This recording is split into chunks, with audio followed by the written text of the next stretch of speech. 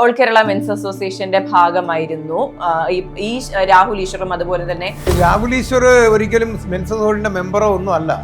പുള്ളിക്കാരൻ men's association അദ്ദേഹത്തിന്റെ കുടുംബ സ്വത്താക്കി മാറ്റാനുള്ള ശ്രമം നടത്തി. ഞങ്ങൾ ഇടപെട്ടതുകൊണ്ടാണ് ഹണി റോസ് പിന്മാറിപ്പോയത്. അല്ലാതെങ്കിൽ ഇദ്ദേഹത്തിന് അന്നേ ജയിലിലാക്കിയത്. അഡ്വക്കേറ്റ് എന്താ പറഞ്ഞത്? ഇയാൾക്ക് ബുദ്ധിയില്ല എന്ന് പറഞ്ഞിട്ട് അവസാനം ജാമ്യം കൊടുത്തു. 3 4 അഡ്വക്കേറ്റിനെ മാറ്റി. ഈ 16 ദിവസത്തിനകത്ത് ഏതെങ്കിലും നോർമൽ ആയിട്ടുള്ള ആരെങ്കിലും ചെയ്യും? ഇദ്ദേഹത്തിന്റെ തലയിൽ കളിമണ്ണല്ലേ, പറയാതിരിക്കാൻ പറ്റില്ല. എന്നിട്ട് അവിടെ ചെന്ന് ഭക്ഷണം കഴിക്കാതെ കിടന്നിട്ട് 4-5 ദിവസമായപ്പോൾ വിശപ്പ് സഹിക്കാൻ പറ്റില്ല, എനിക്ക് വിശക്കുന്നു, ഭക്ഷണം താന്ന് പറഞ്ഞില്ലേ? അങ്ങനെ ഒരുപാട് ഉടായ്പ കാണിച്ച ഒരാളാണ് രാഹുൽ ഈശ്വർ. അപ്പൊ പുരുഷന്മാർക്കിടയിലും പ്രശ്നക്കാരുണ്ട്. രാഹുൽ ഈശ്വറിനെ പോലുള്ളവർ അപൂർവം ചിലരാ. കുട്ടിയെ കാണാനല്ലേ അമ്മ വിചാരിച്ചതുകൊണ്ട് മാത്രം കുട്ടി ഉണ്ടാവും? ഇല്ലല്ലോ. അവര് തമ്മിൽ എന്തെങ്കിലും തീവ്രമായ പ്രശ്നങ്ങൾ ഉണ്ടെങ്കിലും ആ തീവ്രമായിട്ടുള്ള പ്രശ്നം ഉണ്ടെങ്കിലും ചെലവിനൊന്നും കൊടുക്കുകയല്ലേ? അല്ല, ഞാൻ ചോദിക്കുന്നത്, അങ്ങനെ അവർ തമ്മിൽ ഭയങ്കര പ്രശ്നം ഉണ്ടെങ്കിൽ അയാളുടെ കാശ് വാങ്ങരുത്, ചെലവിനൊന്നും പറഞ്ഞു വാങ്ങരുത്. അയാളുടെയും കൂടിയാണല്ലോ. അതുകൊണ്ടല്ലേ പറഞ്ഞത് കുട്ടിയെ കാണിക്കണമെന്ന്. വീഡിയോ കോളിലൊന്ന് കാണിച്ചു കൊടുത്താൽ എന്താ തേഞ്ഞു പോകുന്നത്? സ്വന്തം മകളല്ലേ. ഇവിടെ ശ്വേതാ മേനോൻ പ്രസിഡന്റായിട്ട് കമ്മിറ്റിയിൽ എന്തെല്ലാം പ്രശ്നം ഉണ്ടായോടെ? അത് സ്ത്രീകൾ ഭരിക്കുന്നത് കൊണ്ടാണോ? കറക്റ്റ്, അത് തന്നെയാണ് കാരണം. രാഷ്ട്രീയ നേതാക്കന്മാരോ MLA-മാരോ MP-മാരോ ഇവിടെ വിജയിച്ചിട്ടുണ്ടെങ്കിൽ സ്ത്രീകൾ തോളിലേറ്റിയിട്ടല്ല, പോസ്റ്റർ ഒട്ടിക്കാനും ഇവരെ തോളിലേറ്റി നടക്കാനും ഇവർക്ക് ജയ് വിളിക്കാനും പുരുഷന്മാരാണ് ഉണ്ടായിരുന്നത്. ആ സമരമുഖങ്ങളിലും ഈ പറഞ്ഞ പ്രചാരണ ഇങ്ങനെ ജയ് വിളിക്കുന്നതാ. രാത്രി പോസ്റ്റർ അടിക്കുന്ന സ്ത്രീകളുണ്ട്. എവിടെയുണ്ട്?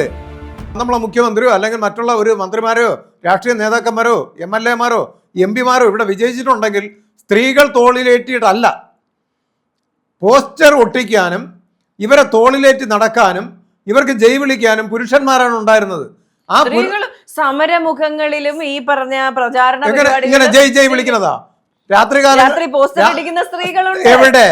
എവിടെയുണ്ട്? ഞാൻ കാണാറില്ല. ട്രിവാൻഡ്രത്ത് കാണാറില്ല. അങ്ങനെ കാണാറില്ല. ഇനി ഏതെങ്കിലും ഉണ്ടെങ്കിൽ തന്നെ വളരെ എവിടെയെങ്കിലും ഒക്കെ ഒരു അപൂർവം. അവരെയൊക്കെ എന്താ പഞ്ചായത്ത് മെമ്പറോ MLA ഒക്കെ ആവാത്ത? ഞാൻ മറ്റൊരു കാര്യം ചോദിക്കട്ടെ. ഇപ്പോൾ ഓൾ കേരള മെൻസ് അസോസിയേഷന്റെ ഭാഗമായിരുന്നു ഈ രാഹുൽ ഈശ്വറും അതുപോലെ തന്നെ സോഷ്യൽ മീഡിയ ഇൻഫ്ലുവൻസറായ മുകേഷും ഒക്കെ. അവരൊക്കെ പറയുന്നത് ഈ പറഞ്ഞ പ്രിയദർശിനിക്കെതിരെ പ്രതിഷേധവുമായി വരുന്നില്ല. അപ്പോൾ മെൻസ് അസോസിയേഷനിൽ തന്നെ ഒരു പിളർപ്പുണ്ടായിട്ടുണ്ടോ? രാഹുൽ ഈശ്വർ ഒരിക്കലും മെൻസ് അസോസിയേഷന്റെ മെമ്പറോ ഒന്നും അല്ല. ഒരിക്കലും അല്ല. ഞാൻ 2022 അദ്ദേഹത്തെ ഒരു പ്രോഗ്രാം ഉദ്ഘാടനം ചെയ്യാൻ വേണ്ടി ഞാൻ വിളിച്ചു. പുള്ളി വരാമെന്നും പറഞ്ഞു. പുള്ളി വന്നു. അത് ഉദ്ഘാടനം ചെയ്യാൻ വേണ്ടി നിന്നപ്പോൾ എന്നോട് ചോദിച്ചു നമ്മുടെ ആവശ്യങ്ങൾ എന്തൊക്കെയാണെന്ന് ചോദിച്ചു. അപ്പോൾ പുള്ളിക്കാരൻ തന്നെ ഈ പ്ലക്കാർഡിൽ തിരിഞ്ഞു നോക്കിയപ്പോൾ മെൻസ് കമ്മീഷൻ, ഇങ്ങനെ നമ്മൾ ഓരോ ആവശ്യങ്ങൾ ഉന്നയിച്ചിരുന്നു. അങ്ങനെ ആ മെൻസ് കമ്മീഷൻ അന്ന് അവിടെ പറയുകയുണ്ടായി. അത് കഴിഞ്ഞതിന് ശേഷം ഈ അദ്ദേഹത്തിന് ഹണി റോസിന്റെ പരാതിയുമായിട്ട് ബന്ധപ്പെട്ടൊക്കെ പിന്നെ പുള്ളിക്കാരൻ മെൻസ് അസോസിയേഷൻ അദ്ദേഹത്തിന്റെ കുടുംബ സ്വത്താക്കി മാറ്റാനുള്ള ശ്രമം നടത്തി. മനസ്സിലായില്ലേ?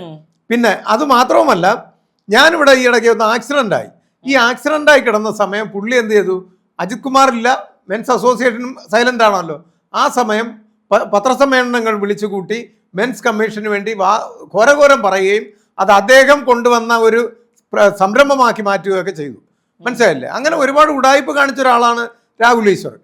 അത് മാത്രമല്ല, എന്നെ കാണാൻ വേണ്ടി ഹോസ്പിറ്റലിൽ കിടന്നപ്പോൾ കാണാൻ വേണ്ടി വരുന്നു എന്ന് എൻ്റെ കൂടെ ഉണ്ടായിരുന്നവരോടൊക്കെ പറയുകയും അപ്പോൾ ഞാൻ പറഞ്ഞു ആരെയും ഞാൻ അനുവദിക്കുന്നില്ല എന്നെ കാണാൻ വേണ്ടിയിട്ട്.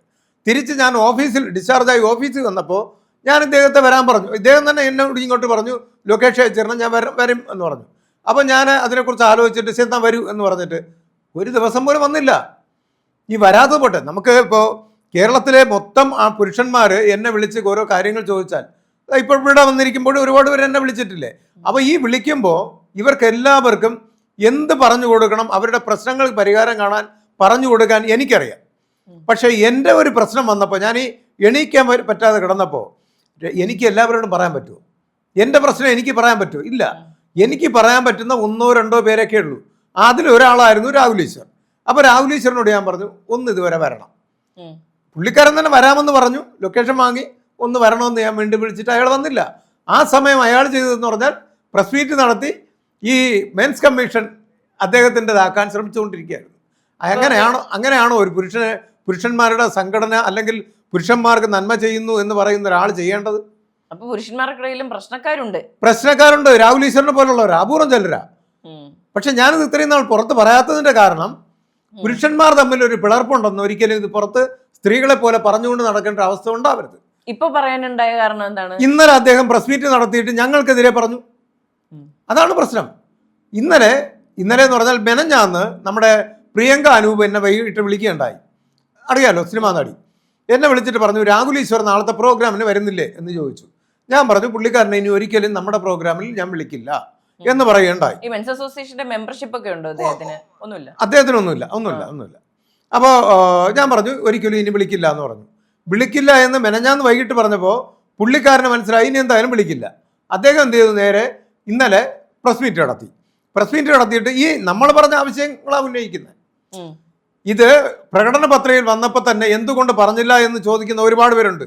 ഞാൻ എന്തുകൊണ്ട് പ്രതികരിച്ചില്ല എന്ന്. ഞാൻ പ്രതികരിക്കാത്തത്, ഞാൻ പ്രതികരിച്ചൊന്ന് തുടക്കം ഇട്ടുകൊടുത്താൽ ഇവരൊക്കെ കയറി അതിൽ ഗോളടിക്കും.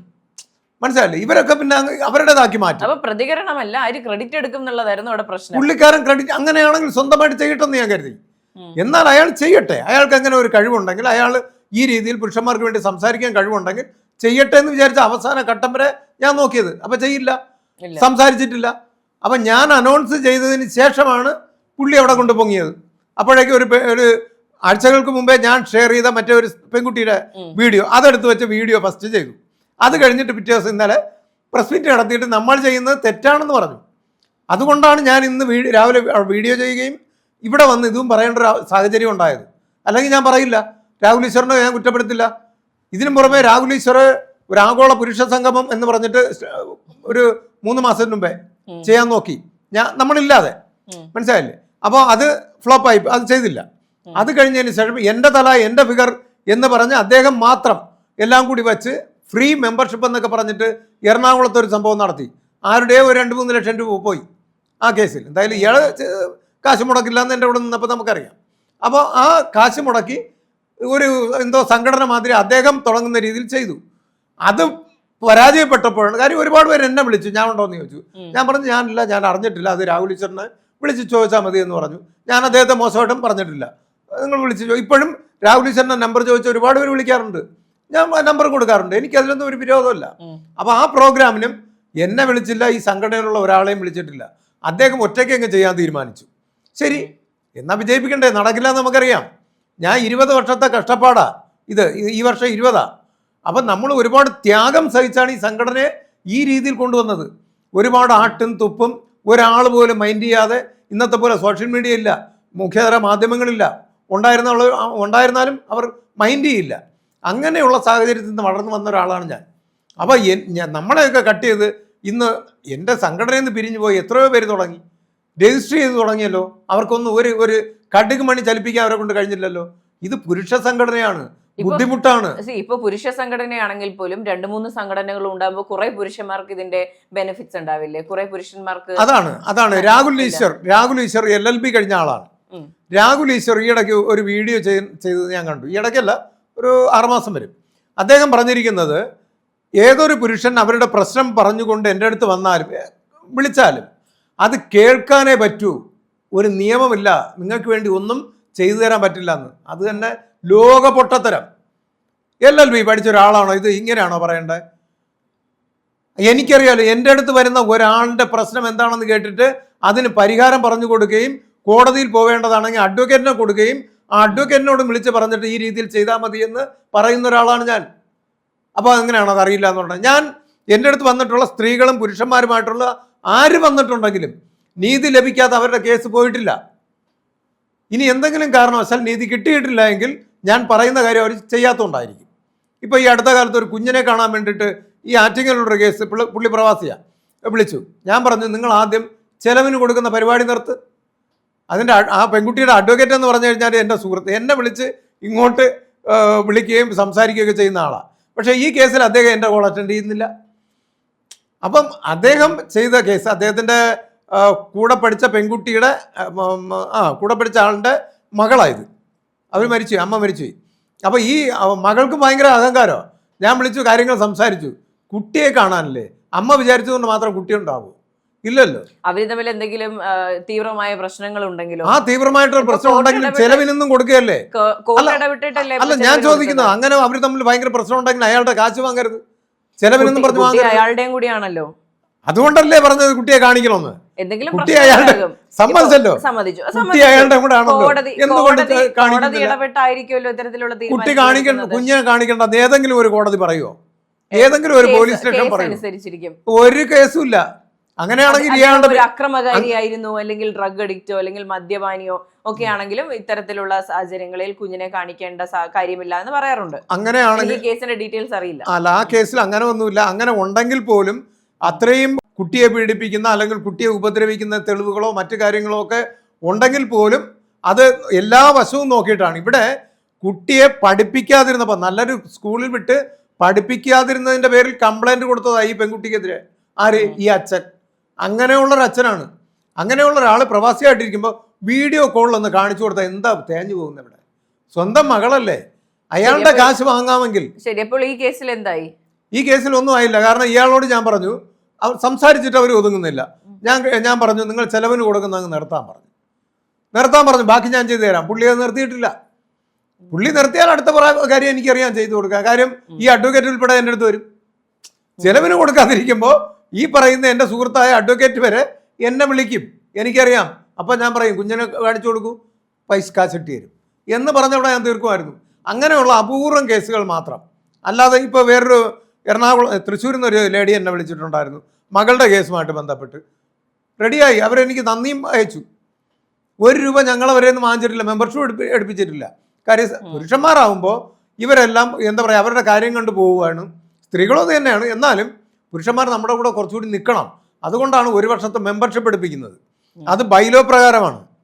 അപ്പൊ പുരുഷന്മാരും സ്വന്തം കാര്യം കഴിഞ്ഞാൽ പോകുന്ന ആൾക്കാരുണ്ട്, ഭൂരിഭാഗം ഉണ്ടല്ലോ. അതില്ലെന്ന് നമുക്ക് പറയാൻ പറ്റില്ല. കാര്യം എല്ലാവരും ഈ സമാധാനത്തോടു കൂടി ഒതുങ്ങി ജീവിക്കുന്നവരാണ്. അവരെയും എനിക്കത് മനസ്സിലാക്കാൻ പറ്റും. പക്ഷെ അത് പാടില്ല. അവരൊക്കെ ഇതുപോലുള്ള സമരങ്ങളിൽ ഇറങ്ങി വരാൻ തയ്യാറാവണം. അപ്പോൾ രാഹുൽ ഈശ്വറുമായി ഈ വിഷയത്തെ സംബന്ധിച്ച് സംസാരിച്ച കാര്യങ്ങൾ ക്ലിയർ ആക്കാൻ ശ്രമിച്ചിരുന്നോ? ഇല്ല, ഞാൻ ആ സമയത്ത് ഞാൻ കുറച്ച് പ്രാവശ്യം വിളിച്ചിരുന്നു. പുള്ളി അറ്റൻഡ് ചെയ്തിട്ടില്ല. ഇനി ഒരിക്കലും ഞാൻ അദ്ദേഹത്തോട് ഒരു അടുപ്പം കാണിക്കാൻ ഞാൻ തയ്യാറുമല്ല. പക്ഷേ ഇന്നലെ മെനഞ്ഞാന്നോ ഈ നമ്മുടെ പ്രിയങ്ക മാഡം വിളിച്ച് പറഞ്ഞിട്ട് നമുക്കൊരു ടേബിളിൽ ഇരുന്നേ പറ്റൂ എന്നോട് പറഞ്ഞതാണ്. പ്രിയങ്ക അനൂപ് എന്നോട് പറഞ്ഞു നമുക്ക് ഒരു 3-4 പേർക്കായിട്ട് ഒരു ടേബിളിൽ ഇരിക്കണം, സംസാരിച്ച് തീർക്കണം. ഞാൻ പറഞ്ഞു എനിക്ക് ഒരു താല്പര്യമില്ലാത്തൊരു കേസാണെന്നാണ് പറഞ്ഞ് വച്ചേക്കുന്നത്. ഇനി ഞാൻ തയ്യാറായാൽ പോലും ഇതാ ഈ ഇരിക്കുന്ന രാഹുൽ ഉൾപ്പെടെ സ്റ്റേറ്റ് കമ്മിറ്റിയിലെ ആൾക്കാരാണ്. ഇവരിൽ ആരെങ്കിലും ഒരാൾ സമ്മതിക്കുമെന്ന് എനിക്ക് തോന്നുന്നില്ല. ഞങ്ങൾ 8 അംഗ കമ്മിറ്റിയാണ്. എല്ലാവർക്കും എതിർപ്പുണ്ടോ അദ്ദേഹത്തോട്? ഉണ്ട്. ഇവരൊക്കെ പണ്ടേ പറഞ്ഞതാ ഇദ്ദേഹമായിട്ട് കൂട്ടുകൂടരുതെന്ന്. ഞാനത് കേൾക്കാതെ പോയ ആളാ. കാര്യം എൻ്റെ തന്നെ അത് കുഴപ്പമില്ല, അദ്ദേഹം അതൊക്കെ ക്ലിയർ ആയിക്കോളും എന്ന് പറഞ്ഞ ആളാ. നമുക്കിട്ട് തള്ളുമ്പോൾ പിന്നെ ഇവരെല്ലാവരും പിന്നെ ഇപ്പോൾ മതിയായോ എന്നാണ് ചോദിക്കുന്നത്. അപ്പോൾ ഇനി ഞാൻ തിരിച്ച് ഇവരാരെങ്കിലും സമ്മതിക്കുമോ? ഞാനത് സ്റ്റേറ്റ് കമ്മിറ്റിയിൽ പുള്ളിക്കാരിയോട് മെനഞ്ഞാന്ന് ഞാൻ പറഞ്ഞത് സ്റ്റേറ്റ് കമ്മിറ്റി ഞാൻ സംസാരിക്കാമെന്ന്. ഇതേവരെ ഞാൻ പറഞ്ഞിട്ടില്ല. രാഹുൽ ഇതാ ഇപ്പോഴാണിത് കേട്ടുകൊണ്ടിരിക്കുന്നത്. ഇത് പറയാൻ എനിക്ക് പറ്റില്ല, അതാണ് കാര്യം. രാഹുൽ ഈശ്വറുമായിട്ട് ഇനി നമുക്ക് സഹകരിച്ച് പോകണം, ഇതാ പ്രിയങ്ക മാഡം പറയുകയാണ് എന്ന് പറയാൻ പറ്റാത്തൊരു സാഹചര്യമാണ് എനിക്ക്. അത് മറ്റുള്ളവർ മനസ്സിലാക്കുന്നില്ല. കാര്യം അത്രത്തോളം ഇയാൾ മോശമായിട്ടുള്ള നമ്മുടെ അടുത്ത് പെരുമാറിയിരിക്കുന്നത്. ഒരാളെപ്പോലും വിളിച്ചിട്ടില്ലല്ലോ.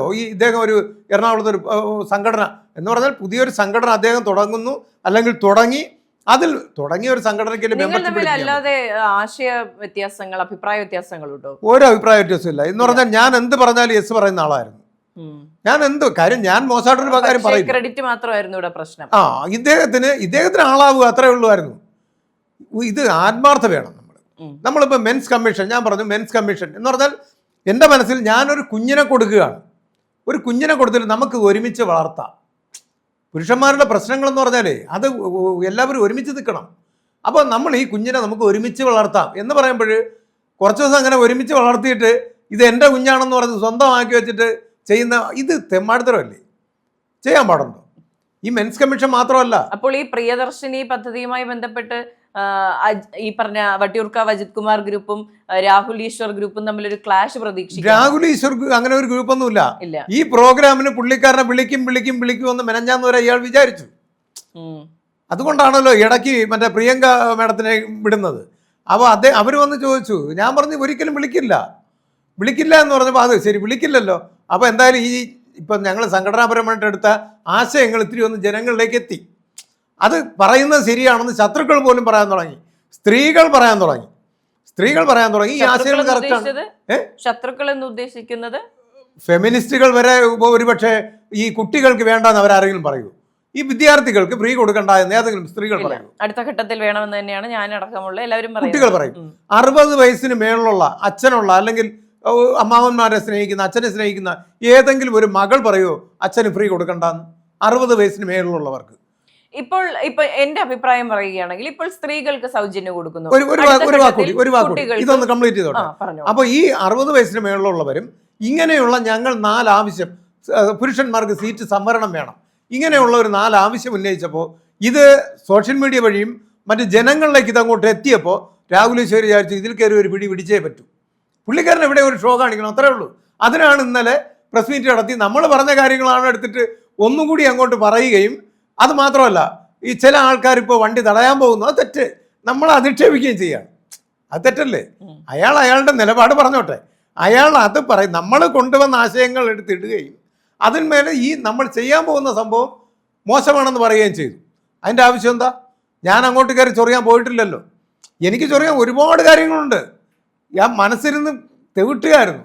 എന്നിട്ടും ഞാൻ പറയാതിരിക്കുകയാണ്. കാര്യം പുരുഷന്മാർ തമ്മിൽ ഒരു വിഷയം ഉണ്ടാവാൻ പാടില്ല. പക്ഷേ പുരുഷന്മാർ സ്ത്രീകൾ എന്നല്ല, മനുഷ്യർ തമ്മിൽ പ്രശ്നങ്ങൾ ഉണ്ടാകും, പുറത്ത് പറയണമെങ്കിൽ പറയാം എന്നുള്ളതാണ് അതിന്റെ ഒരു ബേസിക് നയം. അല്ല, പൊതുവിൽ പുരുഷന്മാരും ഞാൻ അടിയുണ്ടാക്കുന്നത് കുത്തിത്തിരിപ്പിന്റെ ആൾക്കാരല്ല, അത് സ്ത്രീകളുടെ ഇടയിലാണ് ഉണ്ടാകുന്നത്. ഇപ്പൊ ഏത് ജെൻഡറിലാണെങ്കിലും ഇത്തരത്തിലുള്ള ചെറിയ ചെറിയ കല്ലുകടികളുണ്ട്. അത് സ്വാഭാവികം. പക്ഷെ ഞാനൊരു കാര്യം പറയാമല്ലോ, നമ്മുടെ ഈ മെൻസ് അസോസിയേഷനിലെ ഇപ്പോ ഏത് കാലഘട്ടത്തിലും പൊയ്ക്കൊണ്ടിരിക്കുന്ന ചില സമയത്താണ് എന്തെങ്കിലുമൊക്കെ പ്രശ്നങ്ങൾ ഉണ്ടാക്കുന്നത്. ഇപ്പൊ പൊയ്ക്കൊണ്ടിരിക്കുന്ന കമ്മിറ്റി ആയിക്കോട്ടെ മറ്റേതായിക്കോട്ടെ ഒരു പ്രശ്നമില്ല. ആരും നമ്മളൊരു ആശയം ഉന്നയിച്ചാൽ കൊള്ളാമെങ്കിൽ കൊള്ളാം, നോ ആണെങ്കിൽ അത് വേണ്ടെങ്കിൽ വേണ്ട, ഇത്രയും പറയത്തുള്ളൂ. അവിടെ വേറൊരു പ്രശ്നത്തിലോട്ട് പോകാറില്ല. കാര്യം ഇപ്പൊ 2 വർഷത്തോളമായി ഈ കമ്മിറ്റി വന്നിട്ട്, മനസ്സിലായില്ലേ? അപ്പോൾ പിന്നെ അതിൽ പ്രശ്നമില്ല എന്നുള്ളതാണ്.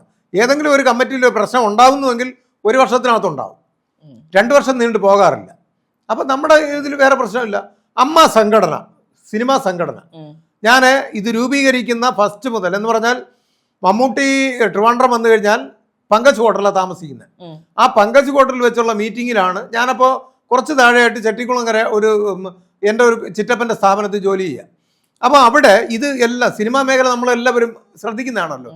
പ്രത്യേകിച്ച് അന്ന് ഞാൻ സിനിമാ ഭ്രാന്തനായിരുന്നു. അപ്പോൾ അതുകൊണ്ട് തന്നെ ഈ ഫസ്റ്റ് പോലുള്ള കാര്യങ്ങൾ നോക്കും, മനസ്സിലാക്കുന്ന ഒരാളാണ്. അന്ന് തുടങ്ങിയ ഒരു മീറ്റിംഗ് 30 വർഷം കഴിഞ്ഞു, ആ കമ്മിറ്റി നന്നായിട്ട് പോയില്ലേ? അവിടെ എന്തെങ്കിലും ഒരു പ്രശ്നം നമ്മൾ പുറത്തറിഞ്ഞു? അമ്മ സംഘടനയിൽ എന്തുമാത്രം അത് വളർന്നു, എത്രയോ പേർക്ക് കൈനീട്ടമെന്ന് പറഞ്ഞിട്ട് പ്രശ്നങ്ങളൊക്കെ ഉണ്ടാകുന്നുണ്ട്. അല്ല, പുറത്തറിയാറില്ലല്ലോ. ആ പ്രശ്നം അതിനകത്ത് തീർന്നല്ലോ. ഇവിടെ ശ്വേതാ മേനോൻ പ്രസിഡന്റായിട്ട് അവിടെ ആ കമ്മിറ്റി രൂപീകരിച്ചപ്പോൾ ചാനൽ ചർച്ചകളിലൊക്കെ എന്നെയും വിളിച്ചു, ഞാനും പോയി. ആ പോയ സമയത്ത് ഞാൻ പറഞ്ഞു ഇതൊന്നും 1 വർഷം തികക്കില്ല എന്ന് പറഞ്ഞു. 1 വർഷം തികച്ചോ? ശ്വേതാ മേനോൻ ഇപ്പൊ രാജിവെക്കാൻ വേണ്ടി തയ്യാറായിട്ട് നിൽക്കുക. കമ്മിറ്റിയിൽ എന്തെല്ലാം പ്രശ്നം ഉണ്ടായോ അവിടെ? അത് സ്ത്രീകൾ ഭരിക്കുന്നത് കൊണ്ടാണോ? കറക്റ്റ്, അത് തന്നെയാണ് കാരണം. അത് സ്ത്രീകളാണ് പ്രശ്നം. പുരുഷന്മാരുടെ ഇടയിൽ പ്രശ്നം ഉണ്ടാവാറില്ല അധികം. അത് ഉണ്ടാകുന്നത് ഇതുപോലുള്ള സംസാരിച്ചുകൊണ്ടിരുന്നത് രാഹുൽ ഈശ്വറും താങ്കളുമായിട്ടുള്ള പ്രശ്നത്തെ പറ്റിയാണ്. ഞങ്ങൾ തമ്മിൽ പറയുകയാണ് സ്ത്രീകൾ ഭരിച്ചാൽ. അതാണ് ഞാൻ പറഞ്ഞത്, സ്ത്രീകളുടെ ഒരു കമ്മിറ്റിയിലോ മറ്റേ നമ്മുടെ കമ്മിറ്റിയിലോ ഒരു പ്രശ്നം ഇല്ലെന്ന് പറഞ്ഞത്. നമ്മുടെ കമ്മിറ്റിയിൽ 2 വർഷമായി ഒരു പ്രശ്നമില്ല. രാഹുൽ ഈശ്വർ നമ്മുടെ ഒരു മെമ്പർ പോലും അല്ല. നമ്മുടെ കൂടെ നിൽക്കും എന്ന് വിചാരിച്ച് നമ്മൾ കൊണ്ടുവന്ന് ഉദ്ഘാടനങ്ങളും മറ്റുള്ളിടത്തൊക്കെ നിർത്തി, അത്രേ ഉള്ളൂ. അല്ലാതെ ഇയാൾ നമ്മുടെ മെമ്പർ അല്ല. മെമ്പറാണെങ്കിൽ കൂടെ നമ്മൾ അടിച്ചു പിരിഞ്ഞു എന്ന് പറയാം. അല്ല, പിന്നെ പുള്ളിക്ക് എപ്പോഴും ഒരു തോന്നി അജിത് കുമാർ ഇല്ലാതെ, ഈ സംഘടന ഇല്ലാതെ എനിക്ക് എന്തെങ്കിലുമൊക്കെ നേടാൻ പറ്റും എന്ന് തോന്നിയ ഒരു വിഡ്ഢിത്തമാണ്. ആ വിഡ്ഢിത്തം മനസ്സിലാക്കി ഇനി നടക്കൂല എന്ന് കണ്ടിട്ടാണ് അത് എറണാകുളത്തെ പുള്ളിക്കാരൻ ഹണി റോസിന്റെ കേസ് വന്നല്ലോ ഇദ്ദേഹത്തിനെതിരെ. ഞാനും ഈ സംഘടനയല്ലേ ഉണ്ടായിരുന്നുള്ളൂ. എറണാകുളത്ത് അദ്ദേഹത്തിൻ്റെ കൂടെ പോയി ആ സെൻട്രൽ പോലീസ് സ്റ്റേഷനിലൊക്കെ നിൽക്കാനും മറ്റു കാര്യങ്ങൾക്കും ഞങ്ങൾ ഇടപെട്ടതുകൊണ്ടാണ് ഹണി റോസ് പിന്മാറിപ്പോയത്. അല്ലാതെങ്കിൽ ഇദ്ദേഹത്തിന് അന്നേ ജയിലിലാക്കിയനായിരുന്നു. മനസ്സിലായി? തമാശയുടെ കാര്യമായിട്ടോ പറയണേ, അന്നേ ജയിലിലായന്. ഞാൻ നമ്മുടെ സംഘടന വിട്ടതിന് ശേഷമാണ് വേറൊരു കേസ് വന്ന് അകത്ത് പോയത്. അപ്പോൾ അദ്ദേഹത്തിൻ്റെ അഡ്വക്കേറ്റ് എന്താ പറഞ്ഞത്? ഇയാൾക്ക് ബുദ്ധിയില്ല എന്ന് പറഞ്ഞിട്ട് അവസാനം ജാമ്യം കൊടുത്തു. തമാശയല്ല, കാര്യമായിട്ട് പറയണേ. 16 ദിവസം ജയിലിൽ കിടന്നു. ഇതിനിടയ്ക്ക് ഈ LLB കഴിഞ്ഞ ആള് 3 അഡ്വക്കേറ്റ് 3 or 4 അഡ്വക്കേറ്റിനെ മാറ്റി. ഈ 16 ദിവസത്തിനകത്ത് ഏതെങ്കിലും നോർമലായിട്ടുള്ള ആരെങ്കിലും ചെയ്യൂ?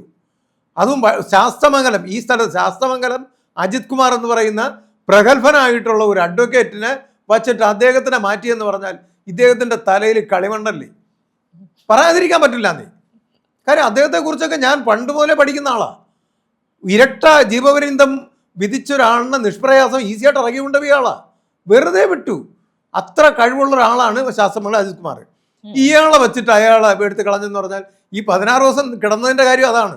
കാര്യം ഇത്രയും അഡ്വക്കേറ്റിനെ മാറ്റിക്കൊണ്ടിരിക്കുമ്പോഴേ ജഡ്ജിക്ക് ബോധമില്ലേ, മജിസ്ട്രേറ്റിന് ബോധമുണ്ടല്ലോ.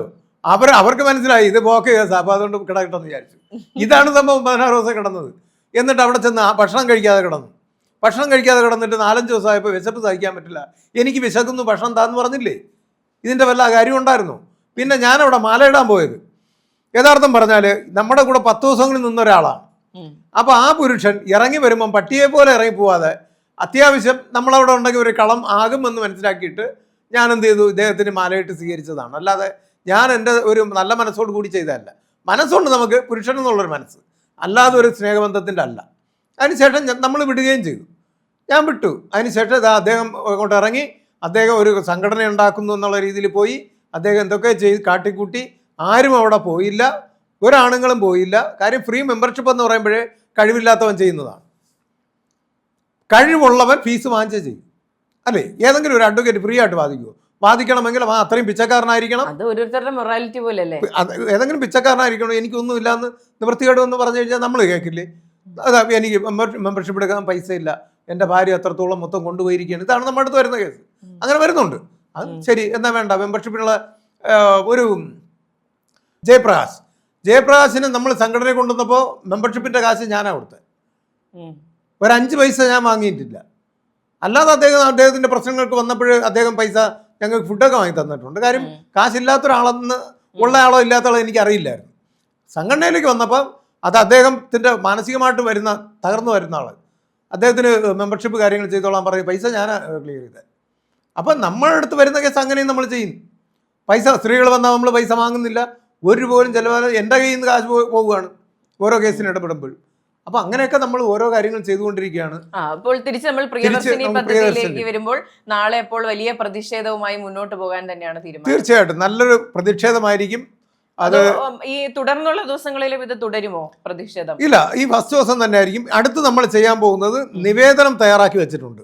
മുഖ്യമന്ത്രിക്കും ട്രാൻസ്പോർട്ട് വകുപ്പ് മന്ത്രിക്ക് ട്രാൻസ്പോർട്ട് എം ഡിക്ക് ഈ 3 പേർക്കും നമ്മൾ നിവേദനം കൊടുക്കുകയാണ്. മുഖ്യമന്ത്രിക്ക് 2 നിവേദനമാണ്. ഒന്ന് മെൻസ് കമ്മീഷന് വേണ്ടിയിട്ടും 2 ഈ KSRTCയിലെ വിഷയമായിട്ടും.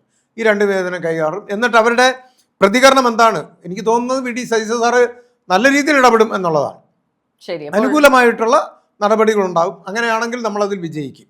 അതെ. അപ്പോൾ ജൂൺ 15-ാം തീയതി മുതൽ പ്രിയദർശിനി പദ്ധതിയിൽ ഉൾപ്പെടുത്തിക്കൊണ്ട് സ്ത്രീകൾ സൗജന്യമായി KSRTCയിൽ യാത്ര ചെയ്ത് തുടങ്ങും. അതിനെതിരെ പ്രതിഷേധിച്ചുകൊണ്ട് മെൻസ് അസോസിയേഷനും പുറകെ ഉണ്ടെന്നാണ് പ്രസിഡന്റ് നേരിട്ട് പറഞ്ഞിരിക്കുന്നത്. എന്തായാലും ചർച്ചയിൽ പങ്കെടുത്തതിന് നന്ദി. Thank you.